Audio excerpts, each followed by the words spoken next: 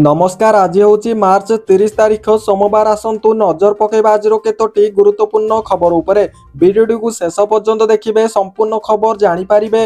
वीडियोटी भल लगे वीडियोटी को गोटे लाइक करने सहित चैनल को सब्सक्राइब करने को जमार भी भूलबेनी। तो चलतु डेरी नक वीडियोटी आरंभ करवा। नजर पकेबा प्रथम खबर। आगामी 5 दिन राज्य में वर्षा संभावना। राज्य में खरा गरम गुळगुळी अनुभूत होउची।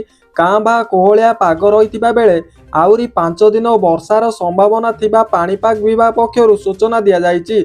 उत्तर ओडिशा पार्श्ववर्ती अंचल में घूर्णिबलय सक्रिय रही बेले यार प्रभाव में राज्य में 5 दिन जाए वज्रपात सहित पवन वर्षा संभावना रही।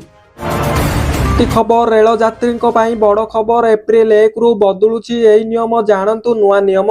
ट्रेन यात्री गुरुत्वपूर्ण खबर आसी जाइछि। जदि आपण प्रायतः ट्रेन रे यात्रा करती एबे टिकेट कैंसल करने को पड़े, तेबे भारतीय रेलवे यही नुआ नियम विषय रे जानिबा आपणक पई निहाती जरूरी। 2026 एप्रिल 1 रु रेलवे टिकेट कैंसिलेशन एवं रिफंड नियम रे बड़ परिवर्तन करने को जाउछि। 6 दिन बैंक बंद रहिबो बोली जल्दी सारी दियंतु। जरूरी काम एही दिन ठारू बैंक छुट्टी रहिबो। आसंता काली मार्च 30 तारीख रु एक सप्ताह आरंभ होउची।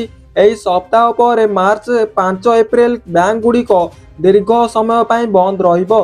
तेणु जदि आपणकर कोनोसी जरूरी बैंक संबंधी काम अछि तेबे आपणकु विवरणी विषय रे संपूर्ण सूचना दिया जिबा उचित, जा द्वारा आपण बैंक को जिबा परे जानी पारिबे नाही जे आज शाखा बंद अछि बोली। झुलंता अवस्था उद्धार है कैदी मृतदेह। परिवार आलुले हत्या अभियोग। पुणी आसिला जेल रो कैदी मृत्यु घटना। पुरी जेल रे विवरचित कैदी मृत्यु होईची। पुरी बांगर जेल रे भितरे कैदी संदेहजनक मृत्यु घटी सूचना मिली। तेबे मृतक जनक होउचंती साक्षी गोपाल डाहाण कुंभारपड़ार दीपरंजन स्वाई। से गत 2023 रु जेल रे रहिचंती। एक दुष्कर्म अभियोग रे जेल जाइतिले दीपरंजन। छाड़िले 6000 लोक। यही दिग प्रति बढ़ुची आग्रह। गैस संकट मध्य सरकार देले बड़ आश्वस्ति। सारा देश में पाइपयुक्त प्राकृतिक गैस 6000 उपभोक्ता स्वेच्छाकृत भाव में सेमानकर तरल पेट्रोलियम गैस संजोग छाड़ी देइचंती। जड़े सरकारी अधिकारी रविवार पीएनजी उपभोक्ता मानक प्रति कृतज्ञता प्रकाश करिसंती। एही व्यतीत अन्य पीएनजी उपभोक्ता मानकु जेउ माने पीएनजी को स्विच करने को सत्य एपर्यंत सेमानकर एलपीजी संजोग छाड़ी नांती, सेमाने याकू सरेंडर करने को एक आवेदन जारी करा जाइछि। युद्ध मध्य सामना को आसिला बड़ खबर। मध्य प्राच्य रे चलीथिबा युद्ध प्रभाव रे एबे देश रे आर्थिक संकट देखा मिली।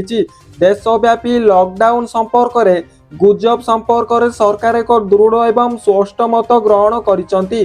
केंद्र पेट्रोलियम मंत्री हरदीप सिंह पुरी दृढ़ भाव में कहिसंती जे देशव्यापी लॉकडाउन संपर्क में कल्पना जल्पना संपर्क को भित्तिहीन करिसंती। भांगुची पानी। केन्द्रापड़ार जिलार विभिन्न अंचल में पानीय जल समस्या स्पष्ट सृष्टि करुथिबा बेले केन्द्रापड़ा गोपटीबी कॉलोनी पाखरे पाइप फाटी गत 2 दिन है पानीय जल मुख्य रास्ता उपरे लहड़ी भांगुची। केतेक अंचल में जल संकट थिबा बेले विभागीय अधिकारी दायित्वहीनता जोगु 2 दिन है रास्ता उपरे पानीय जल लहड़ी भांगुची।